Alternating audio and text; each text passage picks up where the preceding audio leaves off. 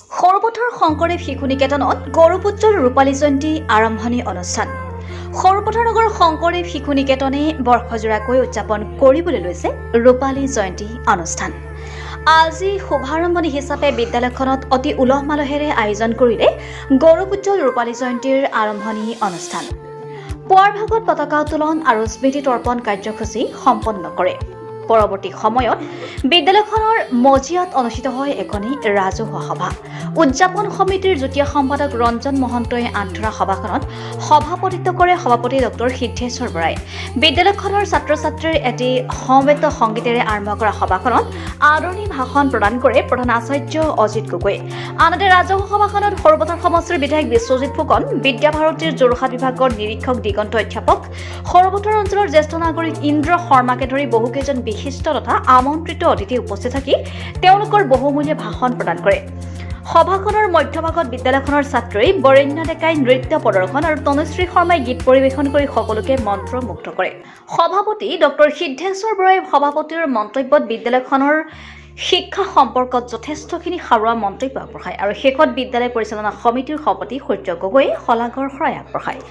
আজি আমি সৰুপথাৰ শংকৰদেৱ শিশু নিকেতনৰ ৰূপালী জয়ন্তীৰ আৰম্ভণি কাৰ্যসূচী সম্পাদন কৰিলোঁ আৰু আমি গোটেই বছৰজুৰি এই কাৰ্যসূচী বিভিন্ন বছৰটোৰ মাজত আমি কেইবাটাও কাৰ্যসূচী অনুষ্ঠিত কৰিম আৰু 2026 চনৰ 18 জানুৱাৰীত আজিৰ দিনটোত আমি এই কাৰ্যসূচী সমাপন কৰিম। সেয়েহে আমি বছৰজোৰা বিভিন্ন ধৰণৰ কাৰ্যসূচী আমি হাতত লৈছোঁ। ইয়াৰ মাজতে আমাৰ কাৰ্যসূচীৰ ভিতৰত ছাত্ৰ ছাত্ৰীসকলৰ আমাৰ যিটো বৌদ্ধিক বিকাশৰ কাৰ্যসূচীও থাকিব, আমাৰ স্মৃতিগ্ৰন্থ থাকিব আৰু বিভিন্ন ধৰণৰ খেলা ধূলা ইত্যাদি এইবিলাক শাৰীৰিক উৎকৰ্ষ সাধনৰ কাৰ্যসূচীও থাকিব। এই কাৰ্যসূচীসমূহ আমি মাজে মাজে আমি সম্পাদন কৰিম, পালন কৰি থাকিম আৰু বিশেষকৈ আমি বেছি গুৰুত্ব দিছোঁ আমাৰ কাৰ্যসূচীৰ ভিতৰত ছাত্ৰ ছাত্ৰীসকলৰ বৌদ্ধিক বিকাশ কৰা যিটো কাৰ্যসূচী, সেই কাৰ্যসূচীসমূহৰ ওপৰত আমি অধিক গুৰুত্ব দিম। কাৰণ ছাত্ৰ ছাত্ৰীসকলৰ ভৱিষ্যতটোৰ ওপৰতেই এখন দেশৰ এটা জাতিৰ ভৱিষ্যত নিৰ্ভৰ কৰে। সেয়েহে আমি তেনেধৰণৰ কাৰ্যসূচী আগন্তুক দিনত আমি সকলোৱে আলোচনা কৰি গ্ৰহণ কৰিম। আমি এইখিনি আজি আপোনালোকক থুলমূলকৈ জনাইছোঁ।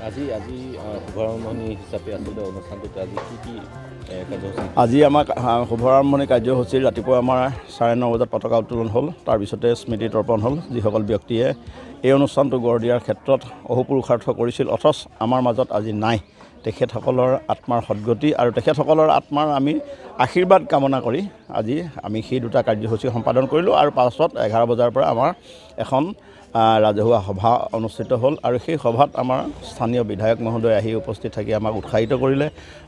গোলাঘাটৰ পৰা বিদ্যাভাৰতীৰ যোৰহাট বিভাগৰ নিৰীক্ষক মাননীয় অধ্যাপক ডাঙৰীয়াও আহি আমাক উৎসাহিত কৰিছে, অনুপ্ৰাণিত কৰিছে আৰু ৰাইজৰ উপস্থিতিৰে আমি আমাৰ যি বৰ্ষজোৰা কাৰ্যসূচী ৰূপালী জয়ন্তীৰ এই কাৰ্যসূচী সফলতাৰ দিশত আগবাঢ়িব বুলি আমি আজিৰ উপস্থিতিৰে আমি অনুপ্ৰাণিত হৈছোঁ।